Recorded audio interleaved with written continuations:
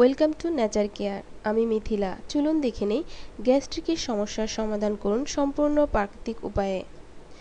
খাওয়ার সময় অথবা খাবার একটু এদিক সেদিক হলেই প্রচণ্ড ব্যথা হতে থাকে যাদের গ্যাস্ট্রিকের সমস্যা রয়েছে। এই বিষয়টি মোটেও অবহেলা করার মতো নয়, কারণ অবহেলার কারণে সাধারণত গ্যাস্ট্রিকের সমস্যা মারাত্মক আলসারের আকার ধারণ করে। তাই গ্যাস্ট্রিকের সমস্যাকে অবহেলা নয়, নিয়ম মেনে চলে এবং ডাক্তারের শরণাপন্ন হয়ে সমস্যার সমাধান করা উচিত। তবে গ্যাস্ট্রিকের সাধারণ ব্যথার সমস্যার সমাধান কিন্তু আপনি ঘরেই করে নিতে পারেন। আজকে শিখে নিন এমনই কার্যকরী খুবই সহজ কিছু ঘরোয়া সমাধান। প্রথমত, দারচিনির ব্যবহার। দারচিনি গ্যাস্ট্রিকের সমস্যার সমাধানে বিশেষভাবে কার্যকরী। দারুচিনি অ্যাসিডিটি, পেটে ব্যথা এবং পেটের গ্যাসের সমস্যার সমাধান করতে তাৎক্ষণিকভাবেই। কফি, ওটমিল কিংবা গরম দুধে দারুচিনি গুঁড়ো মিশিয়ে পান করুন, খুব দ্রুত ফলাফল পাবেন। তবে যদি দুধের সমস্যা থাকে তাহলে দুধ খাবেন না, চাইলে পানিতে দারুচিনি গুঁড়ো ফুটিয়ে ছেঁকে মধু মিশিয়ে চায়ের মতো পান করতে পারেন, এতেও সমস্যার উপশম হবে।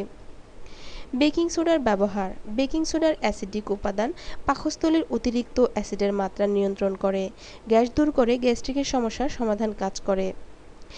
1 চা-চামচের 1/4 ভাগ বেকিং সোডা 1 গ্লাস পানিতে ভালো করে গুলে নিন। এই মিশ্রণটি পেটে সমস্যা অনুভূত হওয়ার সময় পান করে নিন, এতে দ্রুত ভালো ফলাফল পাবেন।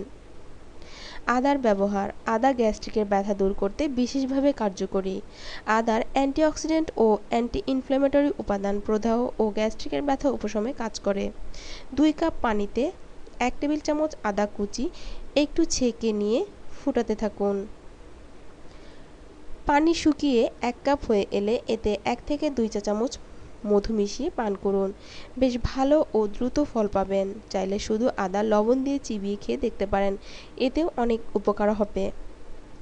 বন্ধুরা, ভিডিওটি ভালো লাগলে অবশ্যই লাইক এবং শেয়ার করবেন, আর চ্যানেলটি সাবস্ক্রাইব করতে ভুলবেন না। এতক্ষণ আমার সঙ্গে থাকার জন্য অসংখ্য ধন্যবাদ। ভালো থাকবেন বন্ধুরা। আজকের মতো বিদায়। আল্লাহ হাফেজ।